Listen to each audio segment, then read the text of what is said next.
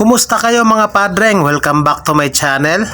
Sa araw na ito, ituturo ko sa inyo kung paano mag top overhaul ng Rusi 150. Ang naging issue ng kanyang motor mga padreng, napakalaki na ng clearance ng kanyang piston ring. So ang ginawa natin dyan, nagpalit na tayo. Yung kanyang barbula, singaw na rin. So pinapalitan na rin natin yan. At the same time, siyempre, dapat asintayin natin yan para lapat na lapat. Mga padreng, ang ating piston ring, 4 po na piraso yan. 2 compression ring, tsaka 2 oil ring. So, yung ating oil ring sa pinakababa, may expander po yan sa gitna. Tapos, yung ating 2 compression ring, merong upper, meron namang lower. So, yung lower compression ring niya mga padreng, mas malambot kesa dun sa pang-ibabaw. So, salatin nyo lang, yung mas matigas, siya yung nasa ibabaw. Samantala, yung mas manipis, siya naman yun sa ilalim. So, may marka kayo makikita. So, yung marka na yan, nakaturo yan sa taas. So, hindi pwedeng magkabaligtad dyan. So, yan, ikasa na natin. So mga padreng, may video naman po tayo niya kung paano po yung pagkakasa niyan. So hindi po pwedeng magtapat-tapat yan, dapat naka cross pattern po yan. So ganun po yung pagkakabit ng ating piston ring. So yan, pwede na nating ikabit yung ating piston. So bago natin ikabit mga padreng, langisan na muna natin yung kanyang piston pin. So may yung nakikita nyong in na yan, nakatapat po yan sa ating carburetor. Ang ibig sabihin po niyan, intake. So ipasok na muna natin yung ating piston pin. So itapat lang natin. Ang ginawa ko dyan, gagamit ako ng T-wrench para pitikin yan o pukpukin ng bahagya mga padreng. So ayan, ayan o. Ganun lang po. Tapos ang isunod naman natin dyan padreng, may lock po yan. Yun yung kanyang pinaka circlip. So wag nyo pong kakalimutan yon. Mga padreng, sa pagkakabit po ng circlip, dapat lagyan nyo po ng basahan yung ilalim ng ating piston. Kasi may tendency na pumipitik po yan. Pwedeng malaglag po dun sa loob ng ating crankcase. So ganyan lang pagkakabit. Pitan lang natin. At okay na po yan. So, ayan. Pwede na natin tanggalin. Punasan natin. Tapos, isunod naman natin dyan yung kanyang itaas muna natin yung piston. I-top dead center na muna natin. So, sagad sa taas. Tapos, ilagay natin mga padreng yung kanyang dowel. So, langisan na muna natin yung block para pag pinasok natin dyan sa kanyang piston, smooth po yan. So, ikabit na muna natin yung kanyang dowel dyan. 2 po yan mga padreng, 2 dowel. So, 2 mas maliit.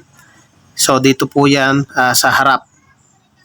So, ayan, diinan lang natin. Ikabit na natin yung kanyang base gasket.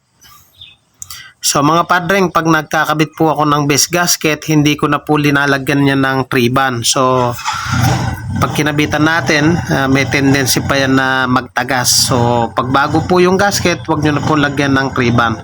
So ipasok lang po natin, hawakan natin yung piston sa ilalim, tapos galaw-galawin lang natin. Mga padreng, siguraduhin nyo pong lapat yung piston ring kasi pag pinersa nyo po yan, wag nyo pong papaluin, may tendency na mabali po yung ating piston ring. So silip-silipin nyo lang, dapat lapat po yan.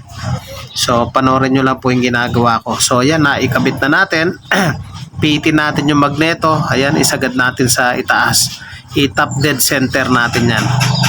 So yun, ganun lang mga padreng.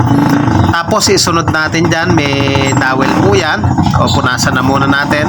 May dowel yan mga padreng, magkatapatan. Mas mahaba dun sa 2 sa kanina. So ayan, mas mahaba po yan 2. So ayan. O, sunod na natin yung kanyang cylinder head gasket. So tandaan nyo po, wag na po kayo maglalagay ng pandikit. So yun po yung pagmumula ng tagas. So ito, naasinta na natin yung barbula. So bago na rin po yan. So ayan, nalihan na rin natin para makinis at walang katagas-tagas. So i-shoot lang natin mga padreng. O ganyan. Ayan, i-shoot muna natin. So ayan, teka, ayusin lang natin. Ayan, i-shoot natin. Tapos mga padre, pag na-shoot na natin yan, may tornilyo po yan sa ibabaw, 4, may washer yon. So wag nyo pong kakalimutan yung washer ng 4 na tornilyo na yon, yung 12mm, may washer po yon. Kasi pag di nyo po kinabit yon, yun lang is hindi sasampa sa taas. So kabit na muna natin yung dalawang 8mm. So sa pagkakabit yan mga padring, tandaan nyo po, wag nyo muna pong hihigpitan.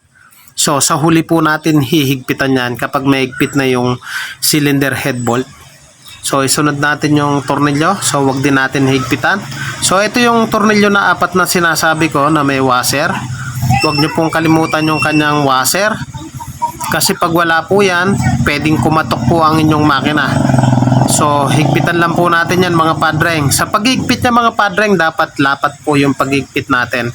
So dapat pa-X din po yung paghigpit niyan kasi in case na hindi po lapat yan, siguradong babalikan po kayo ng customer at siguradong naglilik na naman po yan. So panoorin nyo po kung paano ko siya higpitan. Tapat-tapat lang po ang paghigpit ko po dyan. So ayan, panoorin nyo po. Yan, ganyan lang, tapatan lang. So alalay lang muna mga padreng, tapatan lang po yan. So wag muna po natin totally ipakahigpit. So dapat po kasi yan sabay-sabay para hindi po tumagas at hindi po paulit-ulit yung ating trabaho. Tingnan nyo po, dito sa kabila, susunod yan yung katapat niyan. So ganun po siya. Ngayon, pag lumapat na po siya, ginagamitan ko po yan mga padreng ng power handle. So ayan, tapos gagamitan ko ng llabe, ayan para siguradong maigpit po yan. Ayan, tapat-tapat lang mga padreng. So ayan tingnan nyo po paano ako magigpit. So ayan, pag totally hindi ko na siya mapihit mga padreng, yun na po yung time na stop na po yung higpit niya. So kasi pag maigpit na po yan, hindi mo na talaga mapipihit yan. So ang katwiran ko, di baling maigpit na maigpit, wag lang maluwag. So hindi naman po basta-basta mapuputol yung tornilyo na yan. Subok ko na po yan. So napakatibay po ng mga tornilyo po na yan. Kaya wag po kayong matakot na maghigpit. So pagkatapos po niyang paghigpit natin mga padreng, pwede na natin ikabit yung kanyang rocker arm. So bago natin ikabit yung rocker arm, higpitan na muna natin yung kanyang, eto yon 12mm sa gitna. Pwede na rin natin higpitan yung dalawang 8mm sa ilalim. So para walang katagas-tagas. Sunod natin dyan, ikasa na natin yung kanyang push rod. So mga padreng, wag po kayo magkakamali ng hulog ng push rod dito sa may kanan kasi pwedeng pumasok po yan dun sa loob ng makina. So makikita nyo naman po may butas yun. So itapat lang natin yung push rod, ikabit natin yung kanyang tornilyo, 3 piraso po yan, 12mm. Ayan, may washer din po yan mga padreng, yung 3 12mm na yan. So pag naigpitan na po natin yan, i-adjust na rin po natin yung barbula. Tapos ikabit na natin yung kanyang valve cover. Tapos yung kanyang carburetor, bracket. At okay na po yan mga padreng. So ganun lang po yung pagtatap overhaul assembly ng ating push rod type na motor. So hindi lang po sa mga Rusi, pwede rin po siya sa mga TMX 155, 125, basta kahit anong klaseng push rod type ng motor. So ganyan lang din po yung proseso mga padre. So ayan, inigpitan ko na yung kanyang rocker arm. So ayan, sinigurado kong maigpit yan. Ngayon ang gagawin ko dyan, mag-adjust na ako ng barbula. So eto, kabit ko na muna yung kanyang mga bracket. Ayan. So napaka-importante po ng bracket na yung mga padreng. So para hindi po mabibrate yung makina. So ayan, nag-adjust na po ako dyan ng barbula. May mga video naman po tayo niyan kung paano po mag-adjust ng barbula. Mga padreng, sa pag-adjust po ng barbula, dapat naka-top dead center po yung ating piston. Kasi kung di po naka-top dead center yan, possible na loose or tukod. So mahirapan po kayo mag-adjust. So ayan, in-adjust ko na siya.